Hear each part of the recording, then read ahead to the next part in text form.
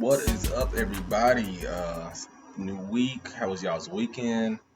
Didn't really do much last weekend. I'm trying to think. It's what, Tuesday here. It's a crispy, chilly ass morning here in Texas. But what did I do this weekend? Not a whole lot. I don't think. I think I went out once and then chilled the rest of the weekend. Getting ready to go on vacation in a few days. So I've been trying to, diet and work out a lot so I can make room for food. Well, other than that, man, it's been chilling. But let me get into this video. I'm gonna try not to make this video as long as the other ones because I gotta work today. I got a lot of stuff to catch up on before I leave. So we're gonna talk about Anderson Silva versus Uriah Hall, and let's recap Khabib versus Gaethje really quick. So Khabib versus Gaethje breakdown. The fight started really slow, man. They were basically testing each other out. They were just playing ring around the rosy like previous fights I've talked about. Um, Justin was just trying to stay at distance, just try to stuff that takedown if it came, but it never really came that early. And he was throwing those big looping leg kicks that were telegraphed and Khabib could see coming. So, like I said, Gaethje was kicking from the outside, running in circles. Then the action started to pick up later on the first round. Khabib started to cut off the octagon. He was like that whole Gaethje stand and from like 10 feet out was just not working anymore. Khabib started to cut off the octagon. He was ducking under those big right hands. He was slipping them, ducking under those big looping right hands Justin was throwing, man. It was just like Khabib is better on the feet than we think, man. Like this dude, think about it. He's been sparring with Luke Rockhold, uh, Daniel Cormier, Cain Velasquez. Like these dudes are good strikers. Like I don't know why people think that he's not a good striker just because they haven't seen it. It's because somebody he doesn't have to use it. I mean, he just if you're dominant at wrestling and it's easy to get out of there and you don't want to get hurt, like it makes sense to me that he just doesn't really strike a lot. So if you don't have to, don't use it because I mean, you want to preserve your brain, man. So it's just common sense. So like I said, good at cutting. Khabib was good at cutting off the octagon, and the jab was the key to this fight. Like that long right jab was just the key to this fight, man. He was touching Gaethje with that right jab a lot of the fight. Um, then let's see what happened next. Khabib was doing really good at circling away from those power hands once he started those power overhands. He was just circling to the right. He was noticing that was happening a lot. Sorry, my phone keeps ringing for work. But yeah, he was circling around. And then he was throwing left hooks to cut off Gaethje when he was running to his right. So he was using that left to cut him off, and he was landing some of them, but for the most part, he was using it as like a decoy. And he was really good at gauging distance, doing the glove control, and then he would set up those glove control to land kicks, or he would land that jab over and over and over. So let's just get to the end of it, man. Pretty much, it was just the beginning of the end. He landed a big takedown in the second round, I think it was like early second round, and this converts it to a triangle choke. Gaethje didn't have any kind of defense for it. Like I've watched in previous videos, Gaethje doesn't really have a lot of a Brazilian jiu-jitsu game, so he didn't really have a lot of defense for the submission game. Because I know early in the first round, uh, Khabib tried to land an armbar, and Gaethje didn't really have a defense for it. I think the bell either got him or he got Khabib just let it go. But for the most part, Gaethje he had no answer for the submissions. So let's get to this. Khabib after the fight, man, he shocked the world, man. He said he was going to retire. His mom said he doesn't want him fighting without his dad. So I was like, what? But at the same time, I'm not gonna lie, I'm not the biggest Khabib fan. I mean, if I was getting to fight personally in my real life at this age, I would probably wrestle. But at the same time, that's not a fan friendly style. So from my perspective, I would rather see strikers. I would rather see Conor versus Gaethje, or I would rather see Conor versus Poirier again. That's coming up. I would rather see strikers. It's just more exciting to me. I grew up a boxing fan, and then I transitioned to UFC. So watching Krochniffers just really isn't that entertaining to me. It's impressive to get these takedowns, and mainly for Khabib to keep the cardio, to be able to just shoot relentlessly. Oh, another thing that Khabib did really well throughout the whole fight was just to keep that pressure, man. He had that relentless pressure the entire fight. And like I said, he landed a big knee in the fight too. I forgot to mention that. That was like after Khabib landed that big knee, it kind of like I don't know, it changed the game of the fight because it was like he hadn't landed anything significant before that. And I noticed that was kind of the beginning of the end right there, that big knee. And then from there, he started landing his own jab and his own, rights and things like that. So, yeah, like I said, just that pressure, that constant pressure. Khabib was chasing him down, cutting off the octagon, circling to his right, staying away from his power hand. But just I've never seen somebody shoot so quickly the way he shoots. Like he shoots really quickly. He's got good footwork. He's got good speed. He just that constant relentless pressure and that cardio, that gas tank, man. Khabib is.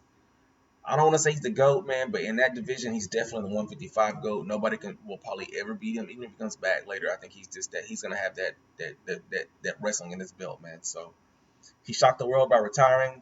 Let me know in the comments if you guys think he's gonna be done. Let me know what you think. Who should be the next lightweight title? Do y'all think it should be Gaethje versus Conor? Do you think it should be Conor versus Poirier? Like, who do y'all think the lightweight title interim or the empty vacant belt should be for? So let me know in the comments. And let me know in the comments too. Do y'all believe Khabib? Do you think it's done? Like, let me know. But yeah, let's just go ahead and shoot on to Anderson Silva versus Uriah Hall. This should be a easy fight for me to pick at the end, but let's just get on to it. So we all know Anderson Silva, man. He's my favorite fighter of all time. I started watching the UFC around 05, 06, maybe even 04. I can't really remember. I didn't start becoming a consistent fan until maybe 05. I think I was like a sophomore or something, and I don't remember. But I remember I was like, Silva's the man. He's a freaking ninja. He's the spider. He's got the quickest hands that I had ever seen. Like he was kind of like Floyd Mayweather, the way he would, counter punch and counter strike and just be elusive. Like he was just exciting to watch him taunt people. So he's my favorite fighter of all time. Maybe before John Jones came along, but he was definitely the very first fighter that I ever liked in the UFC. So like I said, what we know about Anderson Silva. This is just from I didn't have to take notes, man. He's a classic southpaw striker, man. He's got great elusive head movement. He's got super fast hand speed, great kicks. He got kicks up the middle, like that he did against Vitor Belfort. He's got he's just like I said, good head movement. He's basically a showman in the ring. He likes to taunt and play games. He's good at mental warfare. The only thing is it can cost him in fights like in the Weidman fight. But for the most part, he's got pretty good head movement even for his age. When he fought Adesanya recently in the last few years, he still had pretty good head movement, and he didn't really get hurt in that fight. And he's probably looked the best against Adesanya out of any opponent he's had in the last since his UFC career. So he's still a force to be reckoned with. But at the same time, I don't really know what's wrong with him because he's like on a 6-fight skid. I think he may have one win along the line, maybe versus Derek Brunson. I thought he won that Bisping fight, but Bisping went on to win the title. But after that, but I mean, I thought Anderson won that fight, but that's neither here nor there. Like I said, Anderson's got one of the best knockouts in the UFC history versus Vitor Belfort with that whipping front kick. He also held the belt for the longest time in UFC history, 2,457 days, and that reign lasted from 06 to 13.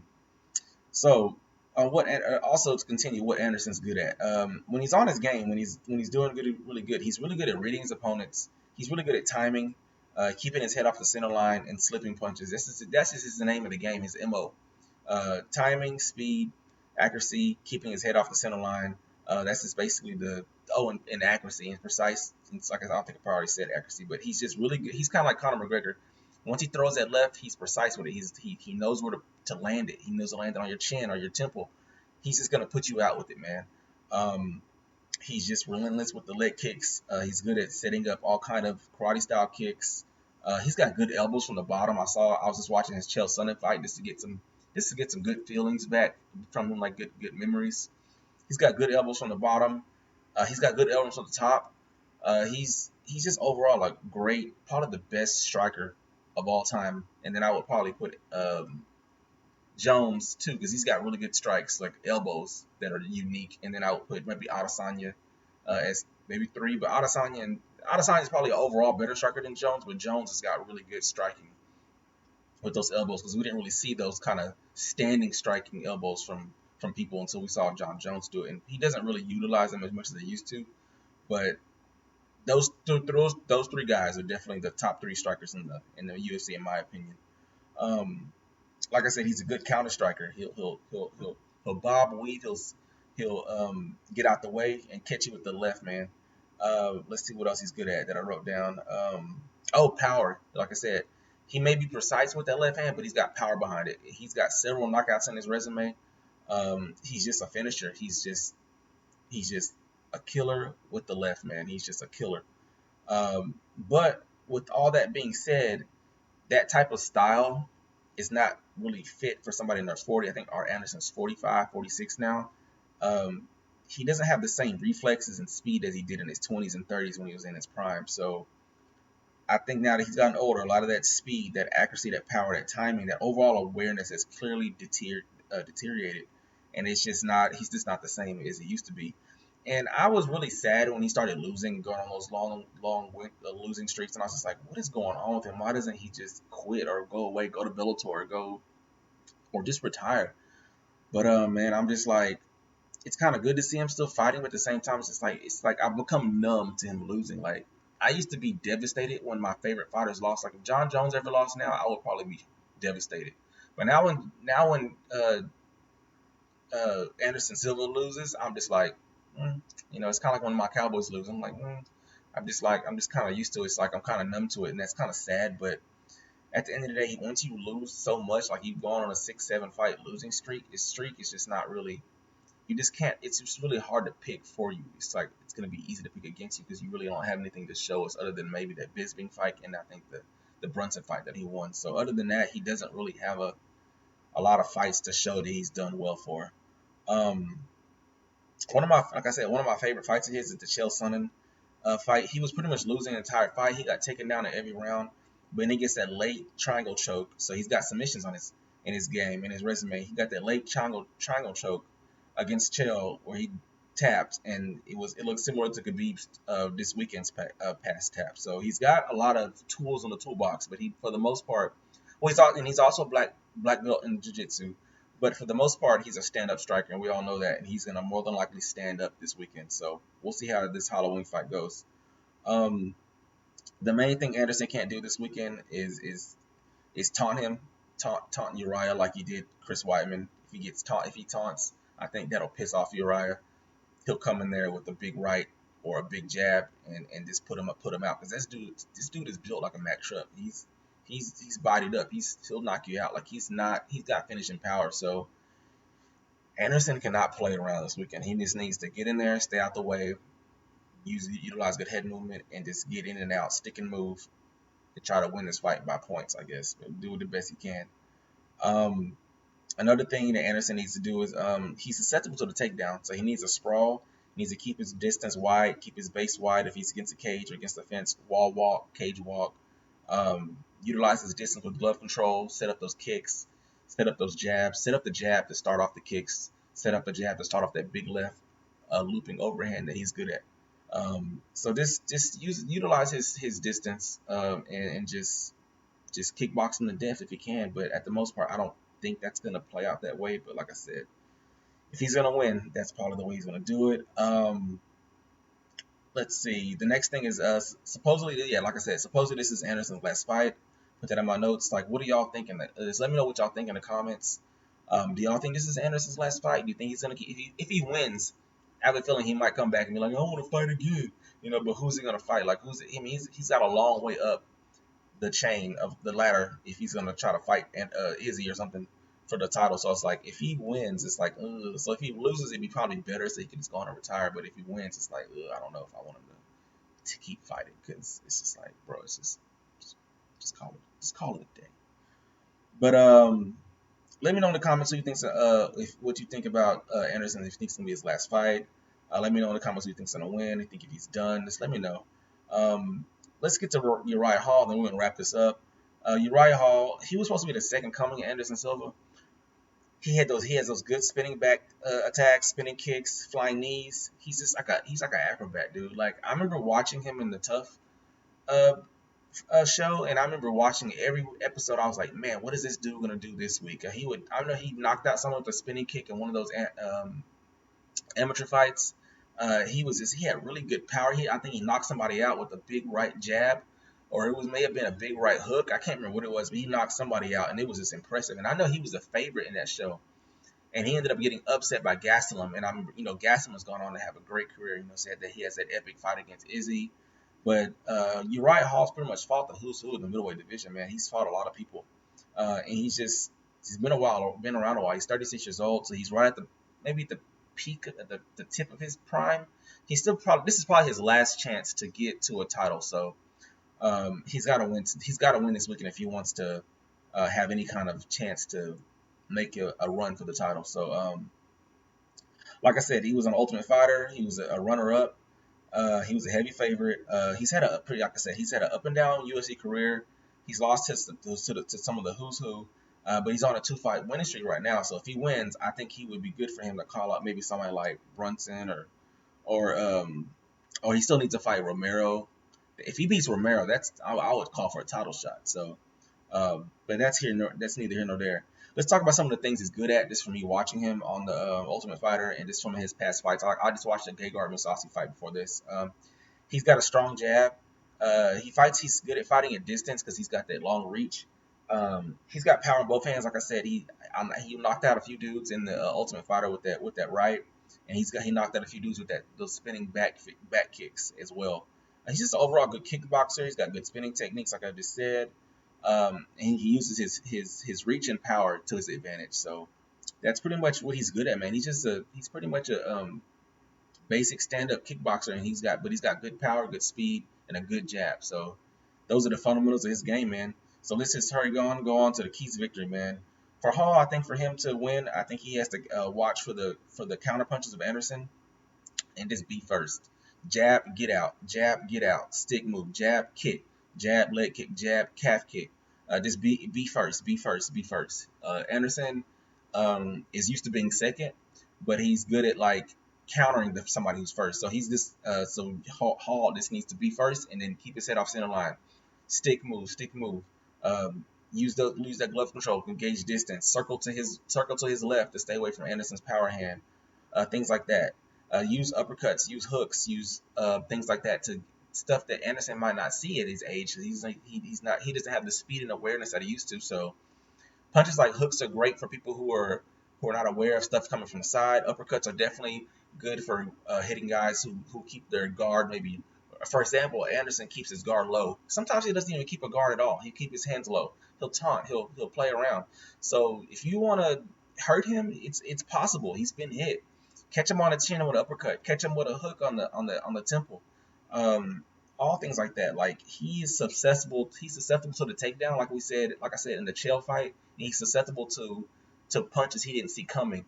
Like against when Chael landed big punches on him too in that fight, but also against Weidman when Weidman landed those big right hooks on him in overhands, and when he was playing around with his guard down. So, like I said, he needs to shoot for takedowns, confuse him, level change, keep him guessing, because Anderson's susceptible to the takedown like in the Chael fight. So just use your entire toolbox here, right? If you're gonna win this fight. Keep them guessing, shoot some takedowns, get some ground and pound time. Just do everything. Just use everything in your toolbox you got. Get this win if you want to progress your career. Just do things like that, man. And like I said, if you win, call out Brunson. Oh, and also circle away from Anderson's left hand. And like I said, if you win, call out Brunson, get that win back. Call out Romero, who you were supposed to fight. So just call out those two guys if you win, and then we'll see what you do from there. But I think for the most part, Izzy's going to reign at this division. I don't think anybody's going to be able to challenge his distance, his reach, his length, his kicks. He's just like a carbon copy of John Jones. He's just too tall, too long for this division. So even if Uriah does make it to the title, I don't think he stands any chance. I'm sorry, Uriah, if you ever watch this video. I just don't think you stand a chance, bro. Because even this fight, Anderson can still win. I think it's unlikely, but that's how good Anderson Silva is, because he's just got that technique, that skill. He could still win this fight, and if he does win, I think he'll keep fighting, and that won't be good for anybody in his health or his family. So now for Anderson to win, he needs to utilize that old school. I put in here, utilize his old school ninja speed. I don't think he's gonna have any more of that any of that ninja speed anymore, or that head movement that he was good at, that staying off center line, that weaving, that bobbing, that slipping punches skill that he has. I don't think he has that as well as he used to.